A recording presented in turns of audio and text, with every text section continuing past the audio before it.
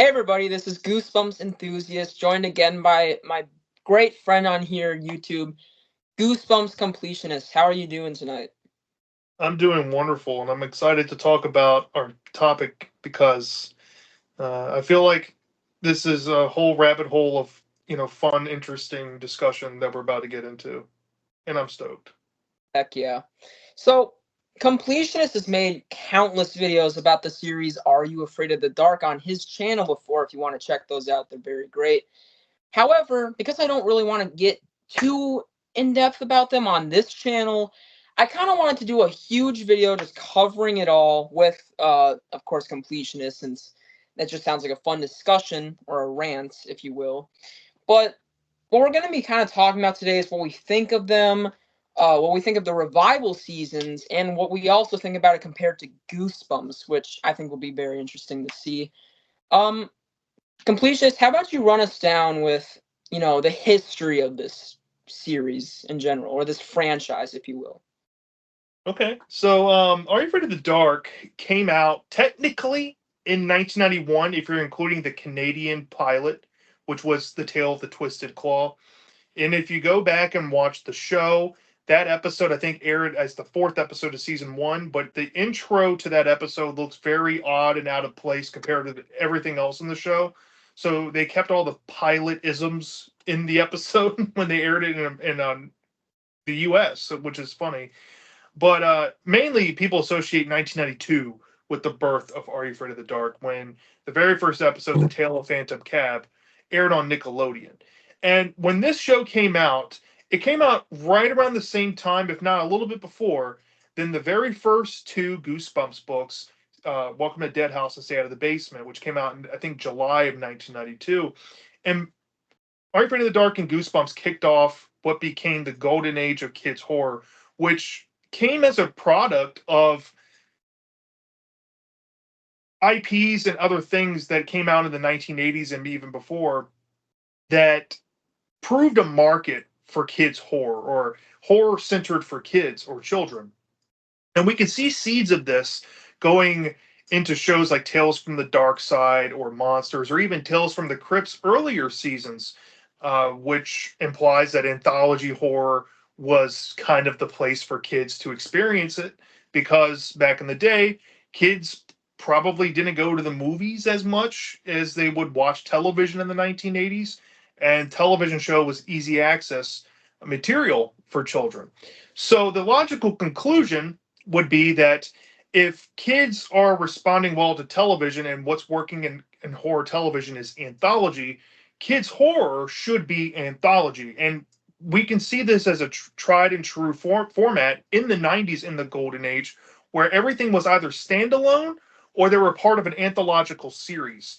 And what we're getting at with is Are You Afraid of the Dark in particular, and Goosebumps and all the countless Goosebumps knockoffs, where it became hyper competitive and every series was trying to reach their exposure all across the mediums, whether it's television, whether it's merchandise, spin-off series like short story collections, or maybe some exclusive stories in audiobooks, as the case for Are You Afraid of the Dark, so on and so on.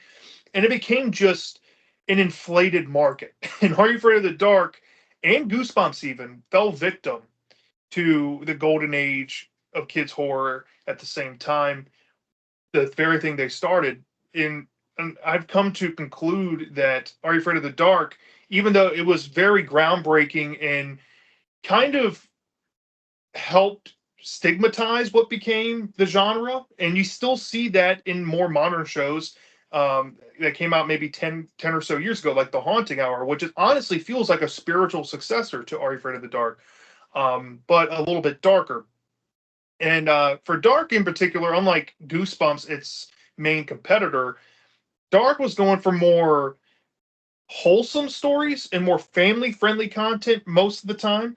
They were also not afraid to go a little balls to the wall with the monster designs and maybe some dark elements within the storytelling more often than Goosebumps. And this franchise, when people compare the big two, Dark or Goosebumps, Goosebumps is known for two things: monsters and twists. Are You Afraid of the Dark is known for monsters, but not known for twists. So when people talk about Dark affectionately these days, I notice they usually praise the show because they use twists sparingly, and they didn't make that a norm and didn't make that a thing you came to expect. And that's why Dark, I think, has transcended the time. Also, it was the marketing of the show on Nickelodeon. When Nickelodeon was a fledgling cable network that took off in the late 80s and early 90s, Are You Afraid of the Dark was a flagship show. They put a lot of stock into it. They promoted the crap out of it on the Snick Block, which was the hottest thing in the 90s at one point. Even to the early 2000s, it was popular.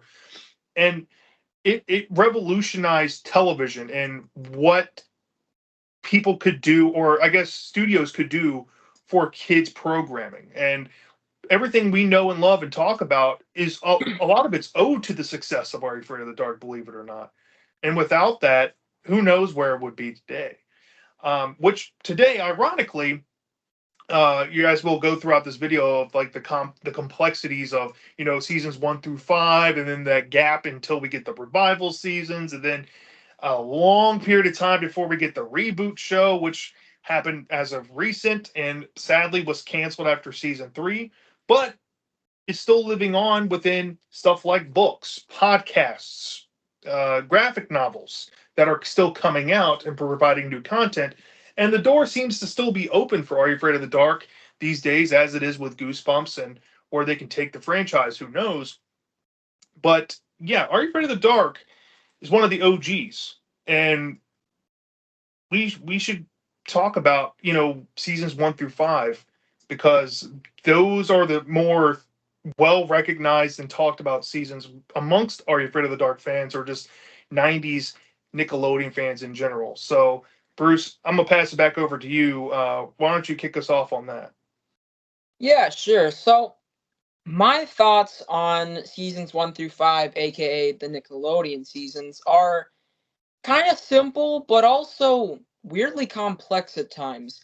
What I will say is that the first season can be quite rough in areas, but also golden in others, which makes it a very rocky start to the series. I don't know how long this projected through the 90s. I'd assume like a year since it's only like 13 episodes. But it's kind of like 50-50, black and white. You either get some really good media out there, some really good kids horror stories, or you kind of get these really rough, you know, it's always for different reasons, but it's very rough stories that feel like these needed way too much work to be added and just felt almost incomplete, I'd say at times, especially ones like Tale of the Hungry Hounds, which is just a nightmare of a story. I still can barely remember anything from that entire episode, and I've seen it twice in like the last, I'd say, 6 months. And, that's really not a good look for, the beginning of your series, but I think season 2 and 3 really sort of improve on that, but still it kind of feels like instead of diamonds in the rust, kind of feels like rust in the diamonds, where you have these episodes here and there that just don't click really as much as other ones do. There's plenty of iconic ones all throughout these first 3 seasons, by the way. I mean, I don't even have to name them, but ones like Laughing in the Dark, just for example, is just so iconic. And even if you don't exactly love it and more just respect it for its legacy, I think everyone can agree it's at least pretty good written. It's very entertaining. But it's an interesting start to a series. But if you're binge watching these, I gotta say one thing before we continue. Highly don't recommend that, because that's what I did, and it made me, and it still kind of affects me to this day. I'm not trying to be over dramatic, but like it really does. It makes me kind of hit slumps really easy. Binge watching Goosebumps is a lot easier than it is watching Dark in that same fashion. Same with binge reading Goosebumps too. Reading them, you would think that'd be really hard, but it's not, surprisingly, since there's a lot of variety. However, in these first 5 seasons, there's just a lot of the same points getting hit over and over and over again, which is like it's fine, it's good, but I don't think I want to see these very similar, as I've heard you describe it actually, monster of the week episodes. Now, here's the thing though. Season 4 and 5 seems to be the peak of this show's popularity as well as I think ratings as far as that goes, but or at least fan perception. However, I still feel the same way. I think that these have easily the most iconic episodes, I guess, of the entire series.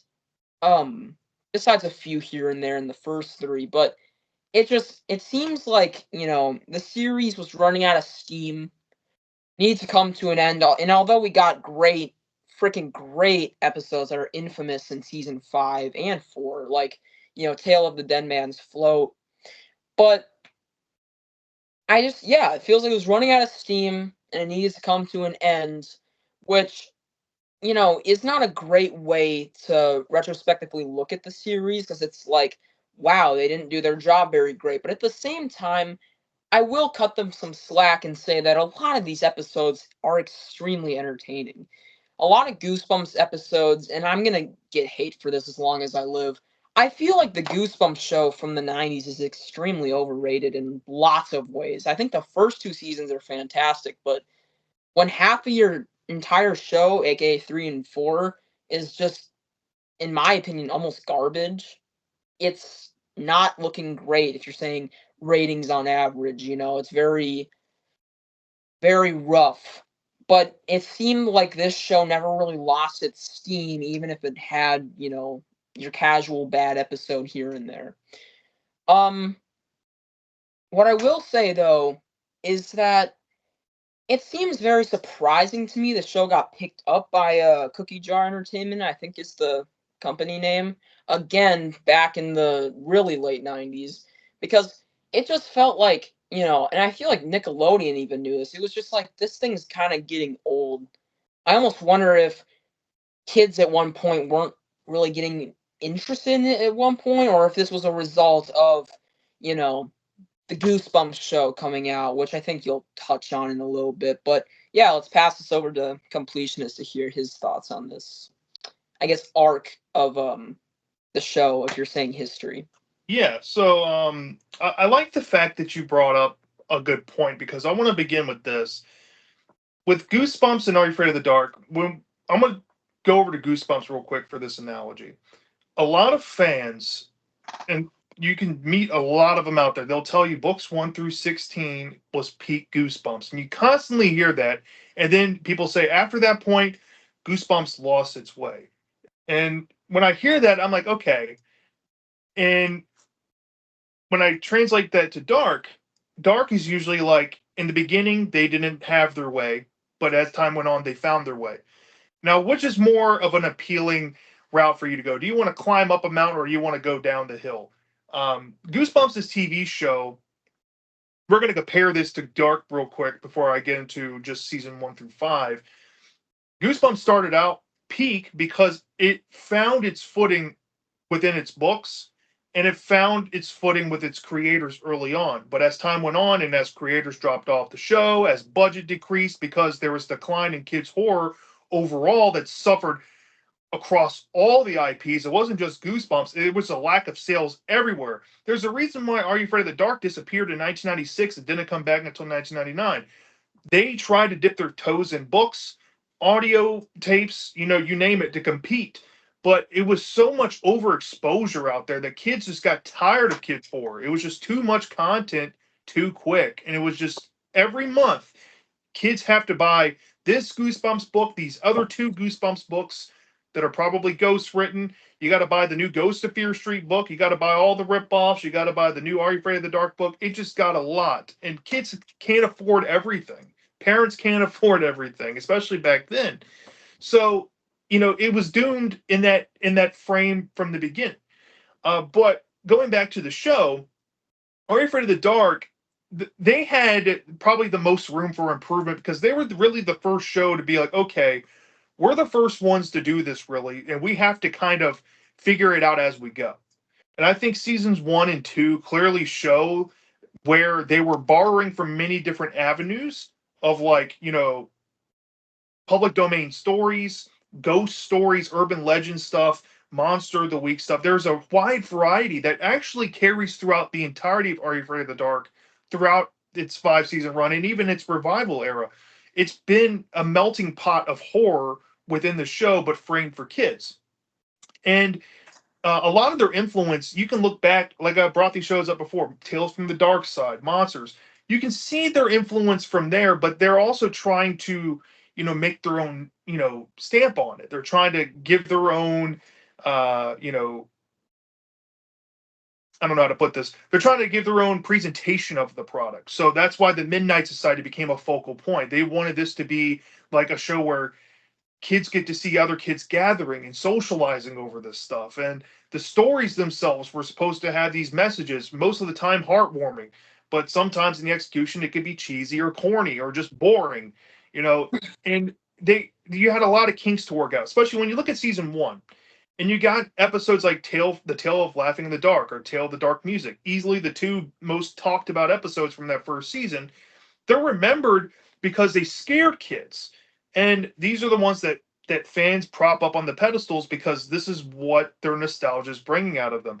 Nobody talks about Hungry Hounds. Nobody talks about Twisted Claw. I mean, if they do, it's mostly to kind of riff on them. But I can give Dark some slack in those first few seasons, at least for this reason. It's because they were literally building the foundation of what became everything else that tried to mimic it. So I can excuse that. However, I think seasons 1 through 5, you already touched on it. Definitely a show that pretty much gets better as it goes. It's climbing up that mountain. It's escalating across those hurdles that they had to overcome. But I'm going to say this up front. I'm sorry. I think season 1 was actually a good start in comparison to season 2, which I think my least favorite season of the entire run of Are You Afraid of the Dark is season 2. I know there's not objectively terrible episodes in that season, but it's a lot of similar ghost story stuff. And I felt like they kind of hit a snag at that point. They were like, okay, what do we want the show to be? Maybe we should try to pick a lane. And then season 3, we were like, nah, let's screw that lane and let's just be a hodgepodge again.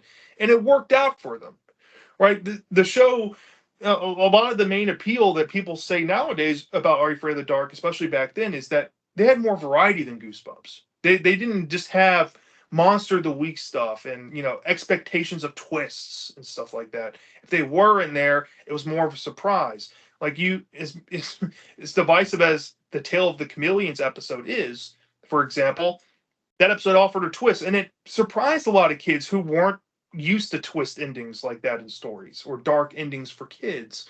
So I can see why that holds up in your memory. But yeah, I think the first 5 seasons pretty much ran their course, and they had all that system material. But when Goosebumps literally came out as a television show, that's when Are You Afraid of the Dark pulled the plug. They're like, I don't think we can keep up. It was just the law of the land. They knew that Goosebumps was going to come in with a show. They already were decimating the book sales. There's no way Dark could keep up. So they tried to spread too fast, and then late '90s roll around. The Goosebumps shows off the air, declining book sales. Nickelodeon takes another stab at it and says, "Hey, look, let's just go back to basics. Let's go back to what we were before, and that's a television show." And the revival seasons came out, and these seasons are hailed by Dark fans as like the unspeakable two, or the seasons we don't talk about or ignore because it doesn't fit in with old school Dark to them. And I think that's an injustice on the revival seasons. And we'll probably get into this further, as some of my favorite episodes of the entire series specifically coming out in season 6. And I think because they had some years off to kind of observe Goosebumps a little bit and also see Goosebumps as failures, they were able to kind of see what worked with Goosebumps and what didn't work with them all that much. And they started to be more experimental and at least try to branch out and maybe offer a product that could be a happy medium for the Dark brand that they created themselves and for fans of Goosebumps who are maybe looking for more television content. So you can see that appeal starting to become more prevalent there. But it's a real big shame that the revival seasons don't get enough love because stuff like the Tale of Vampire Town, which when we get into our favorite episodes, we'll probably bring that episode up, is fantastic, and it's in season 6 of all seasons. And yeah, I don't know. It's a shame that kids horror basically died in 2000, 2001, maybe 2002 at the latest.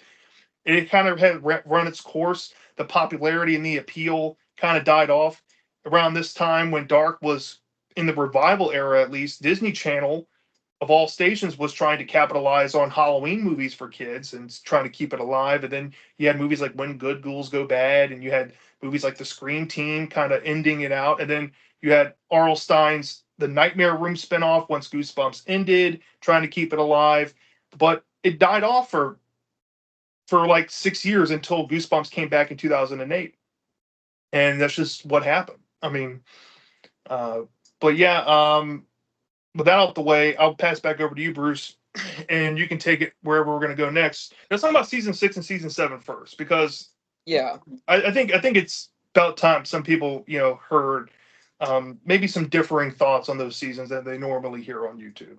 So why don't you take it over? Yes. So even before I get into that, I guess we might as well just mention these quick. Once Goosebumps, well, I guess not really once. Goosebumps started making TV episodes, which was what Are You Afraid of the Dark started with.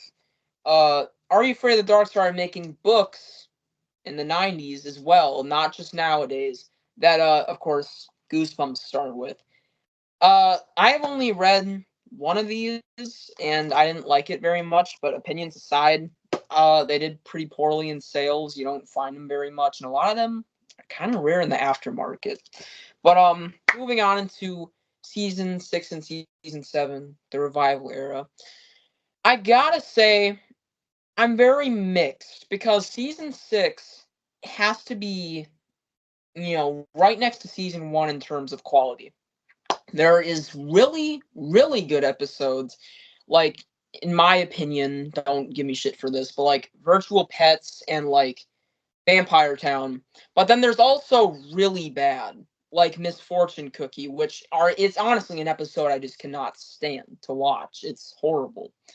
But it feels like, kind of like you said, like they took notes, they took time off and came back stronger than ever in a way that appeals to me a little bit more. I'm not sure if it's because I love Goosebumps more than Are You Afraid of the Dark. That should be no question to most of you, but it's you know it's a season where I kind of look at it like this. I would love to revisit some of these episodes, most of them not, and that makes me sad because it's there's just it's very half and half. Once again, just like season 1, it feels like the beginning of a new era, just like season 1, and it also has the same exact issues, which is, once again sad, but I like what they're trying to invent here. I can't remember, is Gruesome Gourmets in this season too? It's in season 6.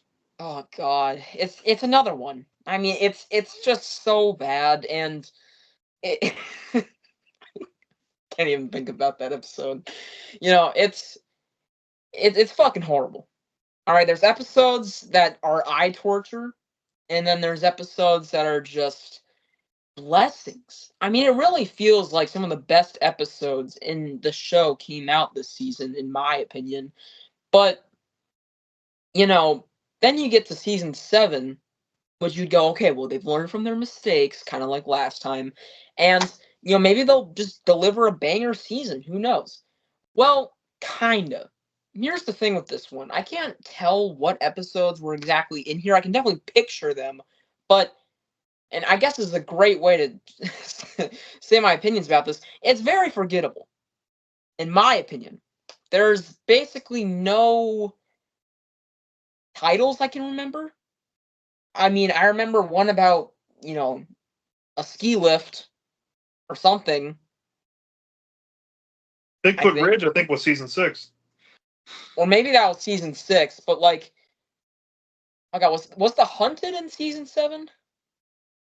The only ones I know off the top of my head was like Many Faces, Photo, I think Photo Finish, which was like kind of like Haunted School. And you had Yeah. Night Nurse, Silver Sight Parts 1, 2, and 3, and Laser Maze, which is probably one of the worst episodes as Oh well. god, Laser Maze. Oh, folks, if you want just a great episode to watch, just watch that one because it's the best. It's one of the best of the season. Fantastic, but yeah, I can't remember too much. I feel like I remember Night Nurse, but not for a good reason. And then kind of like you brought up Silver Sight. It takes up 3 episodes. It's supposed to be this huge finale that we didn't really get in season 5, even bringing back, some old Midnight Society members. Pretty cool in concept. Holy shit, this drags. I can't even express how much it does. It feels like most of it, at least in the first 2 parts, is just build up, which leads to a very, in my opinion, anticlimactic third part. It kind of saddens me to see this series come to an end in a way like this, and it's very emotionally driven towards the end, which is odd, but it's kind of nice. And then, I found out by somebody, I think it was Spongy444, that like Cookie Jar Entertainment got kind of like called out about some stuff. And then you're like, oh. Yeah, I heard about the drama behind the scenes with Cookie Jar, and that kind of led to why the show got taken off when it did. I don't think the show was necessarily canceled by Nickelodeon. It literally died because the people involved making it messed up pretty bad. So take that for what you will. But to kind of add on, my thoughts on season 6 and 7 in a nutshell, I do think that season 6, bringing back the show with a new Midnight Society and trying to recapture that old Snick hype. If you weren't around this time, obviously, but I can kind of remember this late '90s, early 2000s version of Snick where they were trying to keep some things from its heyday alive, like Keenan and Kel, the actors themselves were basically almost like 20 something year old people at that point. They're getting too old for the show, but they kept trying to beat that. All that, I mean, they were in like cycle 3 or 4 with their cast. They brought back Are You Afraid of the Dark? They were trying desperately with everything they had to keep that market that they had built and that dynasty they built with that generation of kids attached to these shows. And when Goosebumps kind of went off the air, I guess Cookie Jar or whoever saw the opportunity to blitz the market and keep the television stuff alive at least. And I think season 6 they came out with some bold swings in there. Like, and I definitely do see that there's some really solid, fantastically made episodes in those first 5 seasons, but I don't really associate seasons 1 through 5 with taking risks or trying to be different as much as like season 6.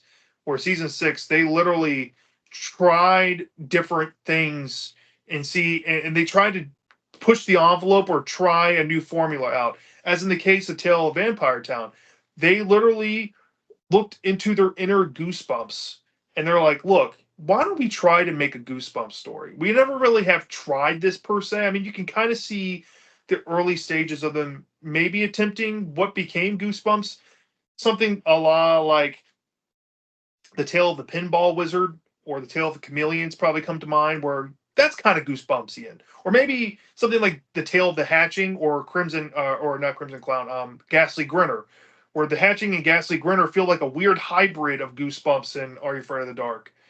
But Tale of Vampire Town is full blown Goosebumps to me, and ironically, that's why I love it because it just reminds me of why I love Goosebumps to begin with. But then you have stuff like Tale of the Secret Admirer, which I admire a lot. Ironically, the Tale of Bigfoot Ridge, which is honestly one of the most slept on episodes of the whole show, in my opinion. And it has Hayden Christensen. Everybody always says, "Oh, Night of the Living Dummy 3 is this amazing episode because of Hayden Christensen." Bigfoot Ridge has him too. Why don't you give some love to that episode? And a lot of people love to dog the revival seasons as a whole because Jay Baruchel, he's in like all the episodes. He's in like what is it, The Walking Shadow. He's in Zombie Dice, I think. He's in a couple others as well. Like he's just the guy that was in Seth Rogen movies and Sorcerer's Apprentice that people bring up that was in the show.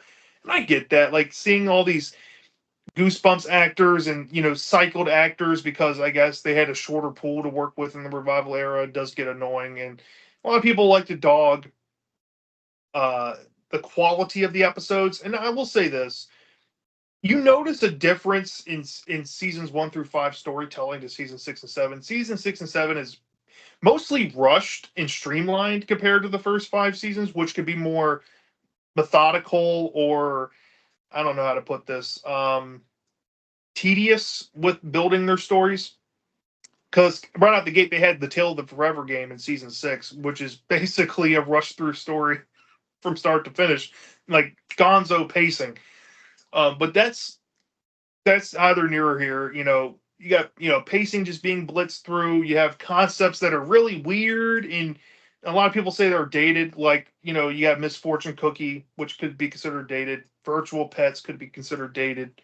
Lunar Locust can even be considered dated. It's just I get it, but I do think people are really harsh on it. Now I will say, Laser Maze, Gruesome Gore Maze, those are really bad episodes. Really bad. I mean, like noticeably bad compared to the first 5 seasons. But if we're gonna pick and choose, a lot of people like to pick and choose from the first 5 seasons as well, like the big ones. There's some really solid ones in these seasons if you look into them, and I feel like the stigma is starting to become kind of dated itself as well. That's just my take on it, but it is what it is. Now, if it's season 6 versus 7, I think season 7 is probably just above season 2 as my second least favorite season of the whole show. I don't think it's bad, but I think it's mostly forgettable, like you said, and I don't disagree there. So yeah, it is what it is. Great points. I have nothing to complain with there. Plus, no virtual pets shit talking. But what I think we should now move on to is favorite episodes. So honestly, I'm just gonna let you kick this off. My personal favorite episodes from the first 5 seasons, I have I think three here. Two come from season 5, and I think one comes from either season 3 or 4. Um, the first one I want to bring up is The Tale of the Dead Man's Float. Fantastic episode. It stars Cash Eric Erickson, who was the lead character in Welcome to Camp Nightmare. He played Billy Harlan. It's a fantastic story. It has the pool zombie, which is honestly probably the most iconic kids horror villain in television. I can honestly say that, maybe next to the Haunted Mask, which is saying a lot. But story wise, magnificent. Tale of the Night Shift was technically supposed to be the finale of the show, which was slated as the 65th episode. You can see the 65 Easter egg on the hospital door. It's a story set in a hospital about a vampire going around turning people into vampires, and it's pretty dark. And honestly, has one of the most menacing villains in dark history. And the story is enthralling, it's engaging, it's creepy, it's scary. It does everything it needs to do. But my personal favorite from those first 5 seasons is actually The Tale of the Water Demons, because it's essentially a love letter to John Carpenter's The Fog.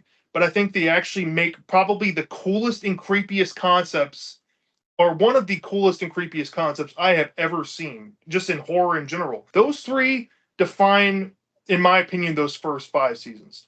But my two all-time favorite episodes come from season 6, which I think are the most overlooked gems in my opinion. The Tale of the Secret Admirer is pretty much pseudo young adult horror done up in a kids horror show, and it's honestly one of the most unnerving tales.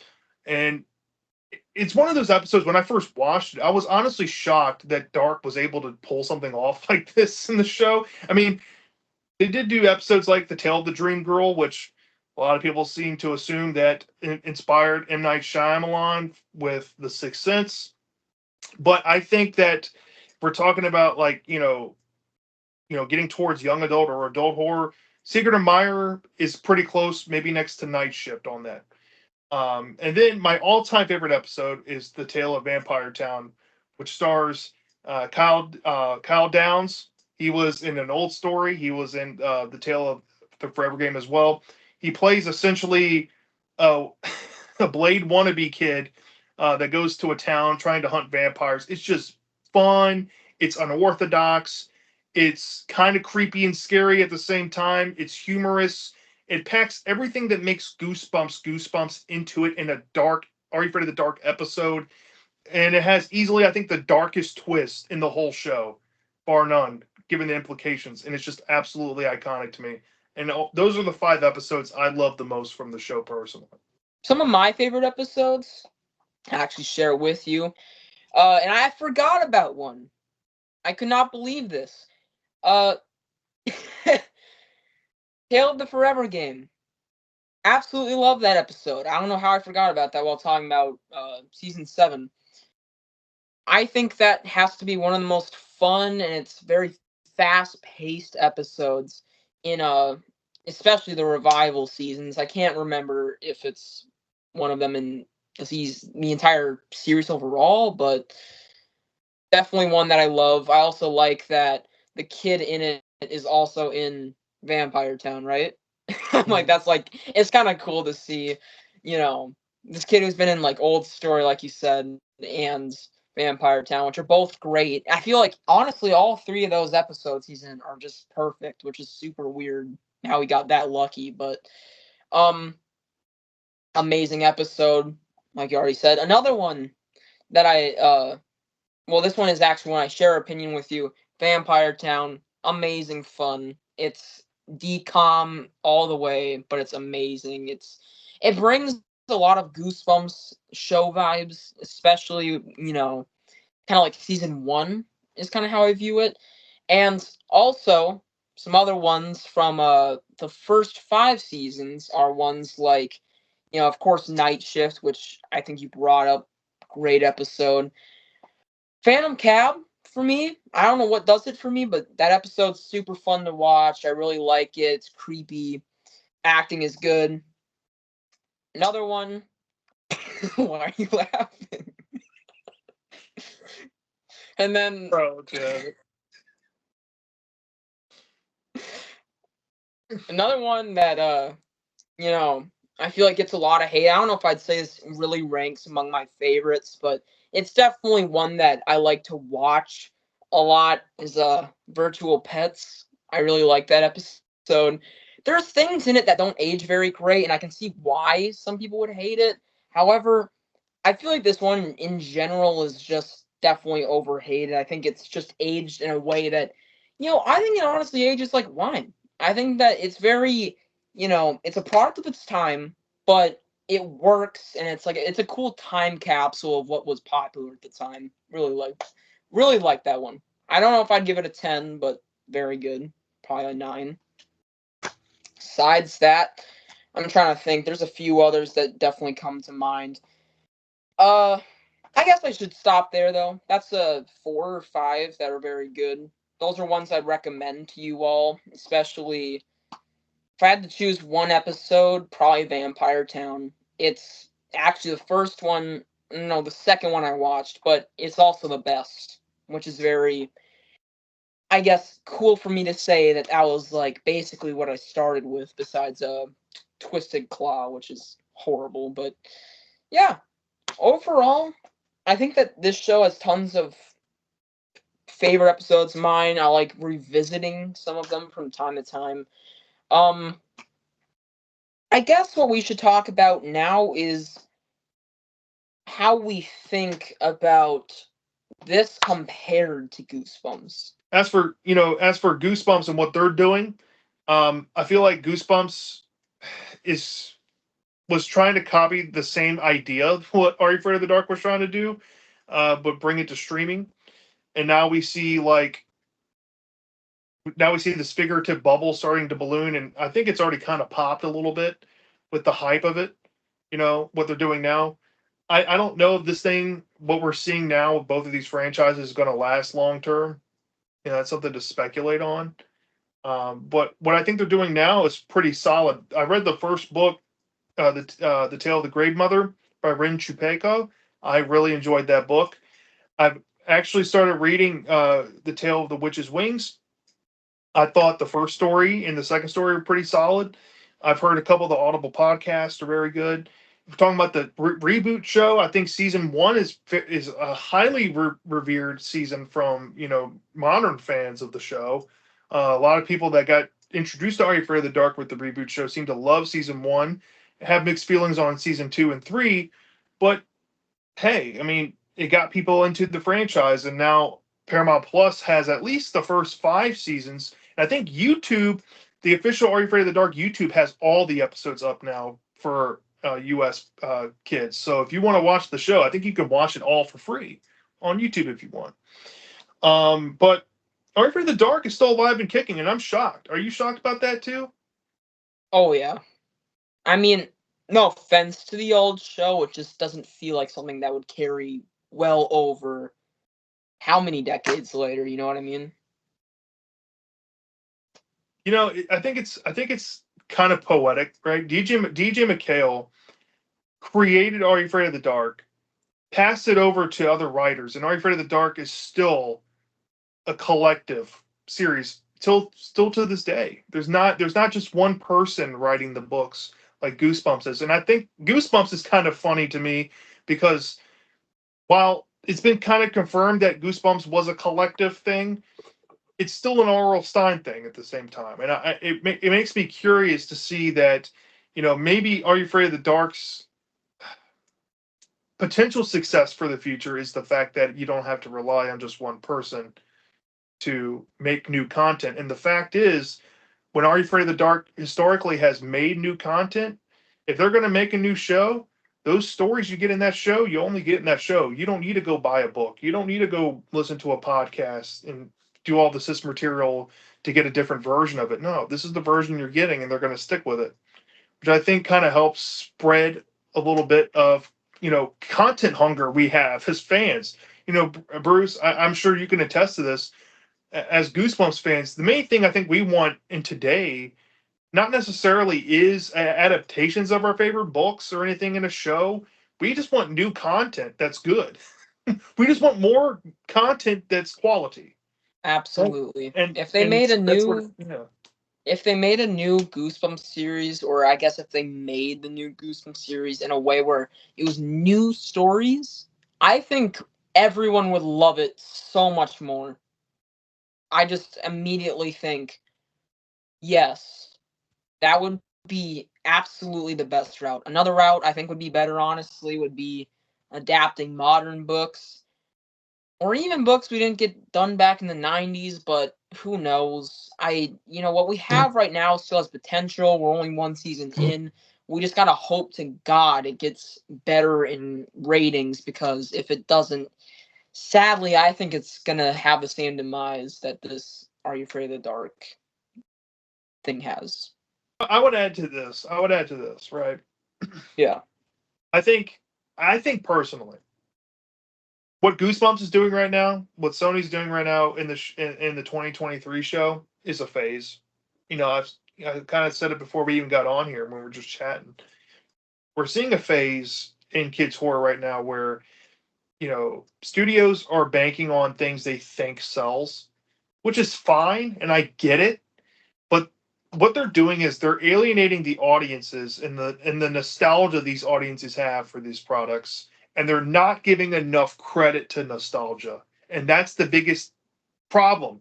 They have these shows and they think, oh, 90s kids are watching this with their kids, this is what it is. But I can tell you this, when 90s kids watched the Are You Afraid of the Dark revival, I guarantee you a majority of them were like, this isn't Are You Afraid of the Dark that I know.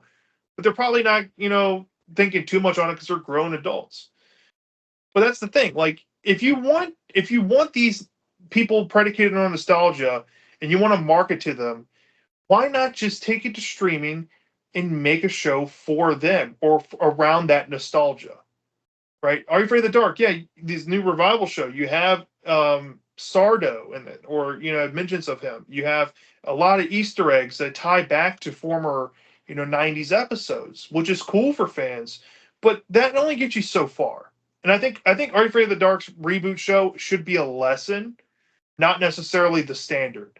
What I think Goosebumps 2023 is going to have to deal with is the fact that Are You Afraid of the Dark did not succeed. And if people want to throw out there, Just Beyond didn't succeed, and that was an anthology show on Disney Plus. Disney Plus removed the show. Don't get me wrong, yeah, that was an anthology show, but Just Beyond was less than 5 years old as an IP. The show didn't have hardly any branding, any brand recognition like Are You Afraid of the Dark or Goosebumps, and it got canceled because nobody watched it because it came out too early on Disney Plus and nobody had the app yet because there was hardly any brand new content on there. So it was doomed to fail. But now you had these established things like Disney Plus is now established, Paramount Plus is now established. Where's the nostalgia marketing? Yeah. I feel like if they wanted to do these things, they could, but they're just not doing it. And I'm just curious why that isn't happening. And what I think really ties this all together, what you're saying is like, especially with the whole, showing your kids or anything like that, or even just kids in general, kids watching horror series, right? Why would you want to watch these uh not seasons, series, these new ones, when you could be watching these classic 90s ones that have so much more charm any way you look at it? I mean, it's just so different in a good way, I'd say. And I feel like the new Goosebumps series really struggles to capture basically anything. I mean, I don't know if I said this in my new review, but I don't think it really captures anything the 90s show or books was about at all. It just feels so unconnected and, kind of clunky in a way. I don't know if that's the same way for Dark, but it's just, yeah, I don't know. Well, I think at the end of the day, the stuff that's coming out these days, I'm glad we're still getting new content. Don't get me wrong, but I also think back to the point you made about oversaturation.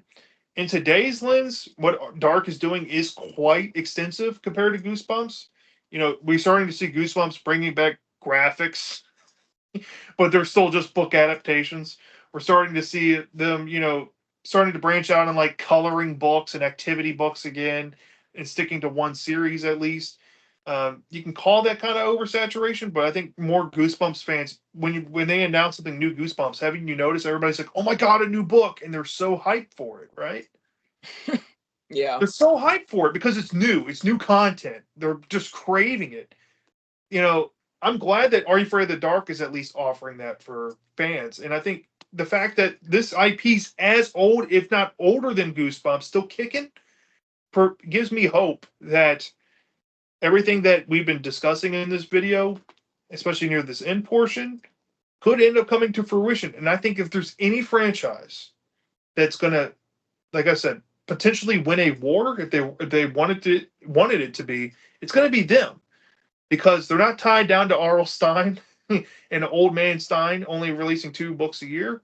They got a collective. They can pump these things out if they wanted to. They probably aren't because they learned the lesson. If it max, they'll put out 2 books a year.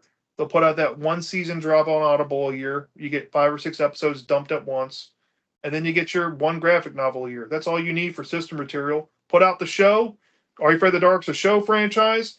You market it to nostalgia. You make some really good dark and scary episodes, some fun ones as well that appeal to the nostalgic audience of adults and the new modern kids that are kind of desensitized to violence and horror in general. And you make it something memorable, it's going to be a smash hit. You won't just get 4 million viewers like Disney Plus did with Goosebumps or and on Freeform combined. You'd probably get like 6 million plus because you know how to market it and people know what it's going to bring. And they just have that gut feeling. Maybe even bring back some series regulars that used to be on the show. Maybe Daniel DeSantos or the guy who played Gary. Bring them back and have their kids be the new Midnight Society members. That's all you need. Good setup there. Bring back DJ McHale as a producer. You're good to go. That's a fantastic thought you had there. Um, yeah, I guess, I hope you guys really liked this video. I think this was a super fun idea. I'm glad it turned out the way it did.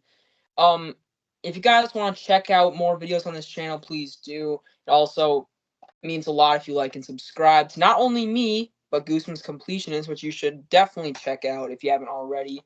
Which, what are you doing? All right, you've been watching my channel for a while now. Go subscribe to him. He's awesome. He makes reviews that are better than anyone else in the community. And honestly, probably my favorite Goosebumps YouTuber at this point. Honor collabing with you once again. And yeah, I hope everybody has a great night and keep bumping.